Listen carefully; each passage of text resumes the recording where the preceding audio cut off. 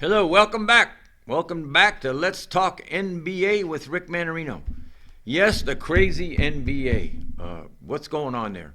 We got teams that made the trades and got other players, and it's really interesting. I haven't seen personally. I don't think that Philadelphia is that much better with Harden. I don't know that they're still learning how to play together. What's going on? The first what did they win? 4 in a row, 3 in a row.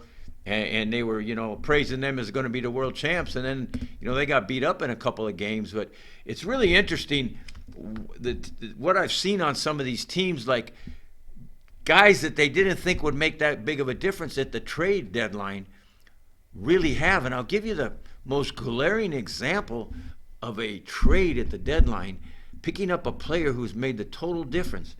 And that's in Dallas. That guy, Spencer Dinwiddie, I always said he was a great player. I couldn't believe that Brooklyn had let that guy go.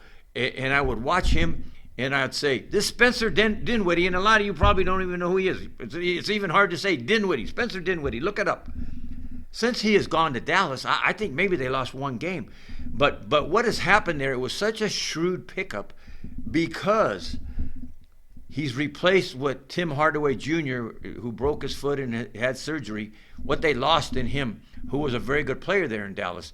The fact that they got rid of Porzingis doesn't hurt Dallas at all. He was a lazy player.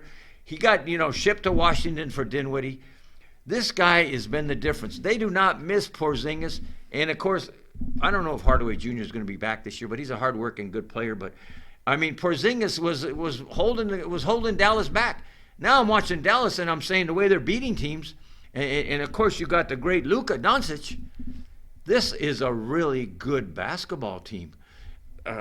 Dallas has been very impressive to me with that trade.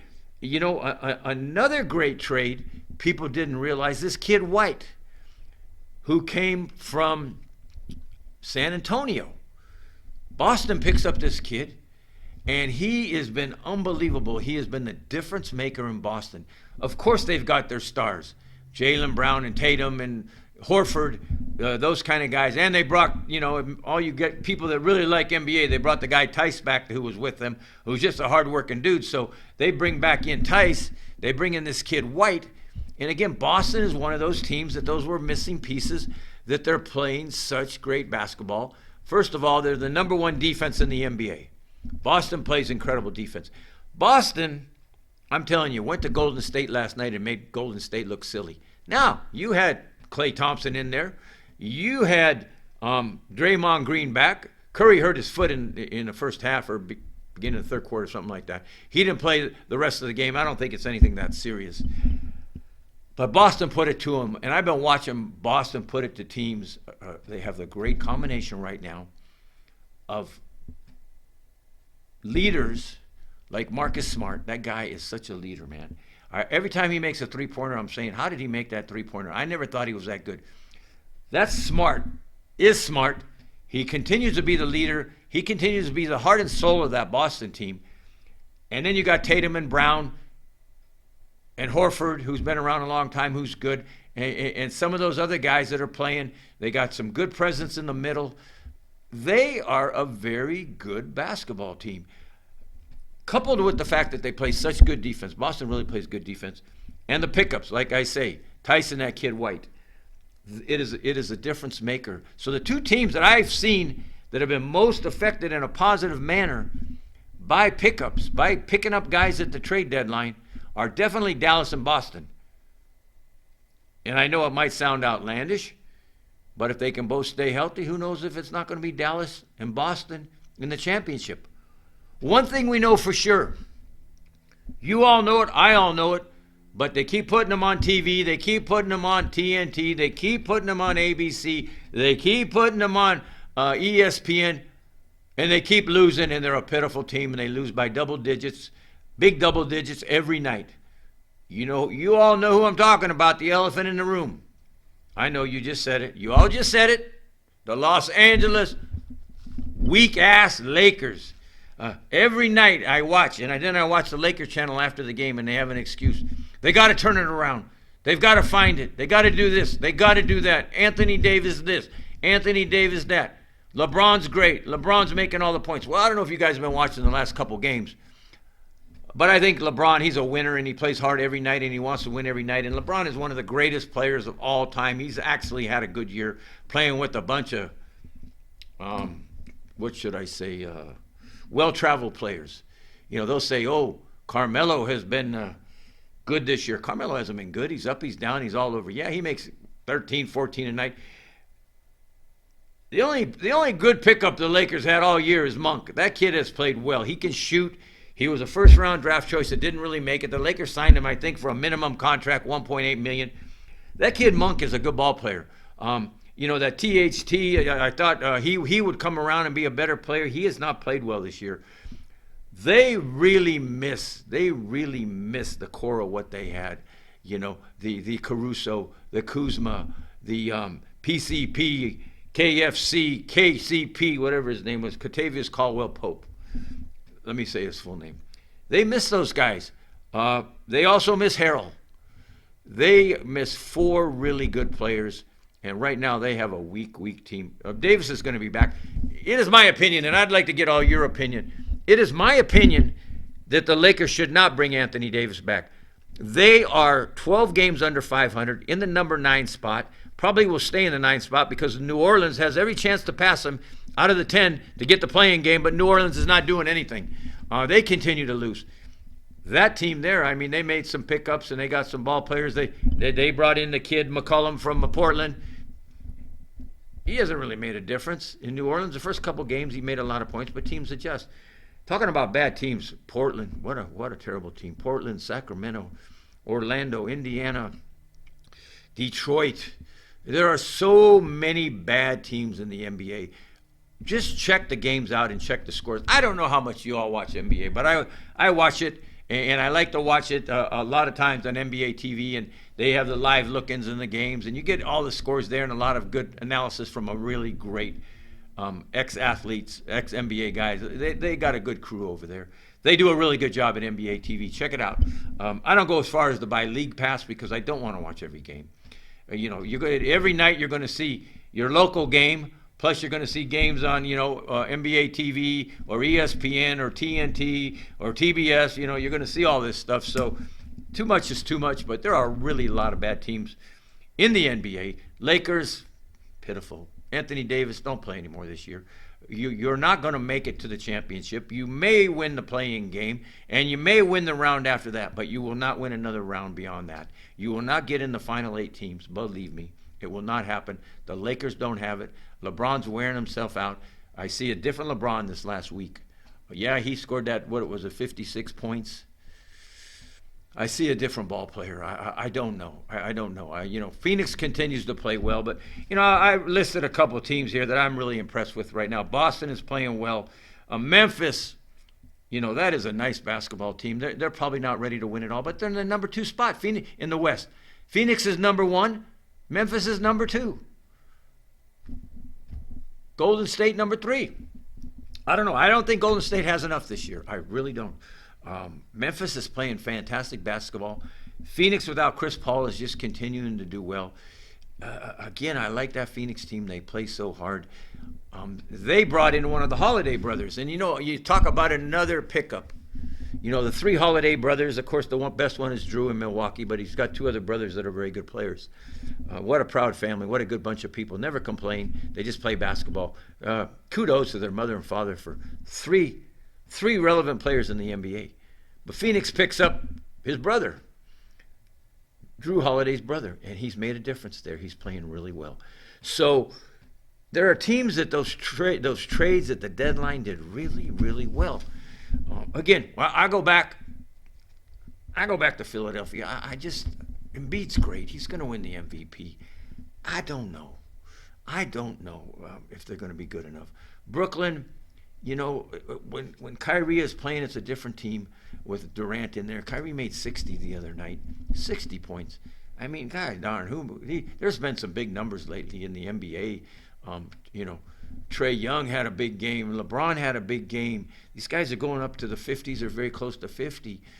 Kyrie had a 60-point game. Tatum had a big game. There's some really big games, big point games, and the only reason they're that big is because they're playing such poor teams. NBA is hard to watch. And as we get down to the last, 12, 13, 14 games, there's not a lot of games left. Thank God, because the playoffs are so much fun. But you look at a team like Brooklyn, I just don't know if they'll get over the hump. Philadelphia, I just don't know. I think Boston is poised and ready to jump. I don't think Atlanta has enough right now. Milwaukee's picking it up. They've had an average year. Milwaukee has not played great basketball. A lot of injuries. They still got a couple guys out. They got a couple of the very good players out in Milwaukee right now, who add to that team.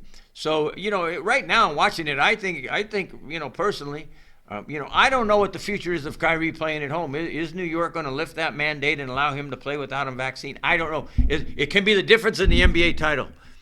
If they don't allow him to play at home, they can't win. Brooklyn cannot win it. I don't care how good Durant is. Brooklyn cannot win it without him in the lineup. With him in the lineup, Brooklyn has a shot, but I don't believe they'll win it. I don't believe Philadelphia is going to win it. I just think that team they find a way not to do it, and they got the great Doc Rivers over there who won it in Boston, but I'm not that high on Doc Rivers. But I look at Boston improving every game. I look at Miami. Miami, well coached, Spoelstra. When it comes to playoffs, Miami's going to be there. When it comes to playoffs, Boston's going to be there. When it comes to playoffs, Milwaukee's going to be there. So continue to look at those teams. When you make your bets, watch who these teams are playing. I mean, if you're betting the top teams against the average teams, the poor teams right now, you're making nothing but money. And I got a friend who does very, very well in this business. You've all seen Dennis Van on my NFL shows. This is what he does for a living.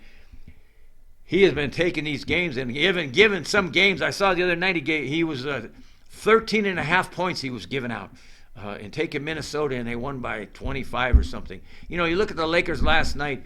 They get beat up by Toronto. There's another good team in the East. Does Toronto have enough? I mean, this is so much fun. This is really so much fun. I believe the East is better than the West again this year. Milwaukee from the East won it last year. I believe somebody from the East will win it again this year.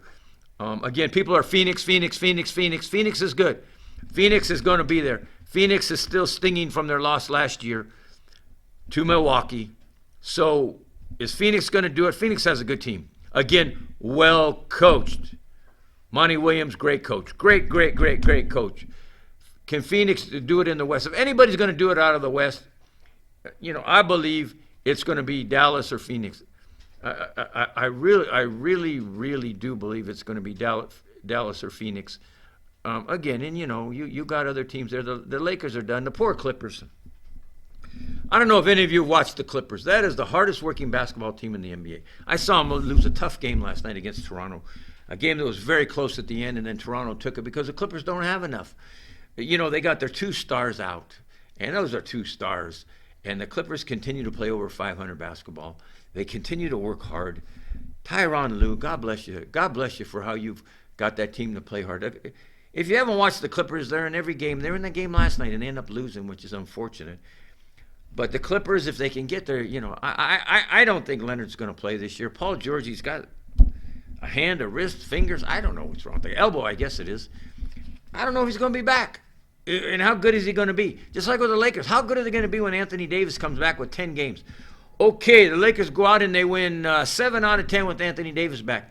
They're still going to be 6-7 games under 500 and be in the 9 or 10 spot. So, these two teams, let these guys rest and get better for next year and hope they're healthy next year.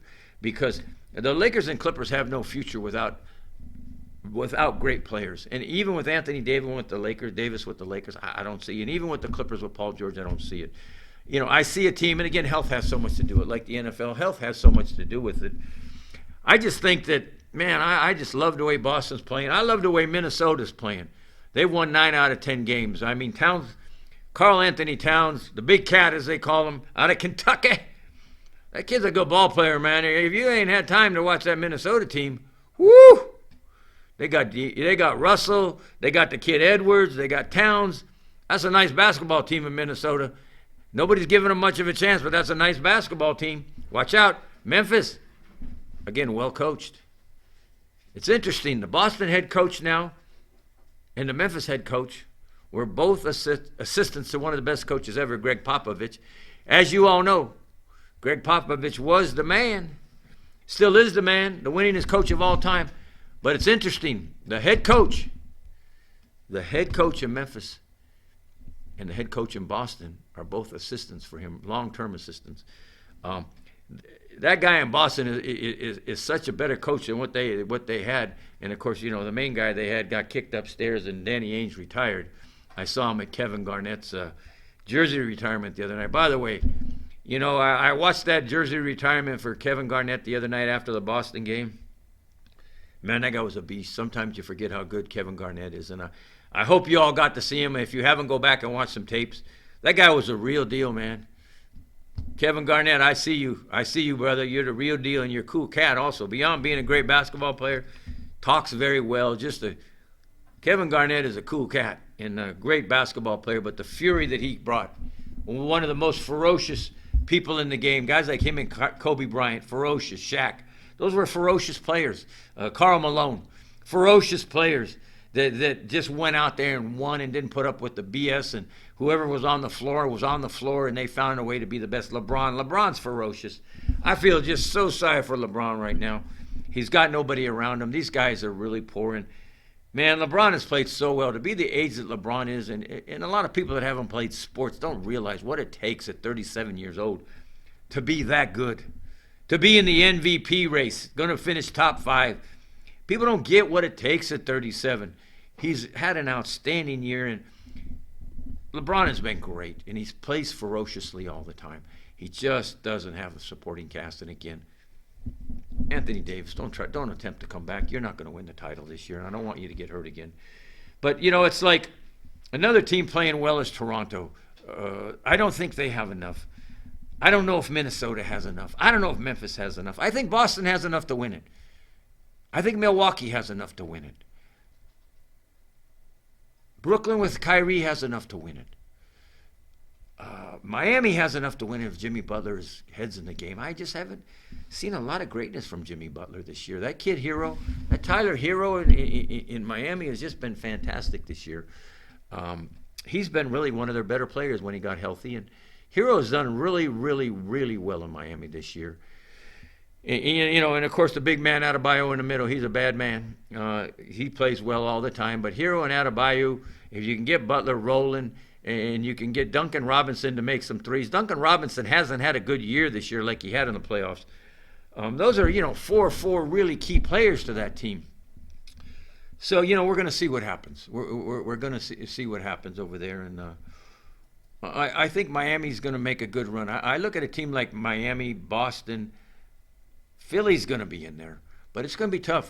I think you're going to see some great games in the East. I really think you're going to see some great games in the East, and I wouldn't be surprised if about 5 teams were in the championship. I really wouldn't. And I got my eye on Boston, but I just don't think they have enough. I'm rooting for them. I like their coach a lot. The West, Phoenix continues to dominate, but you got teams like Memphis and Minnesota that.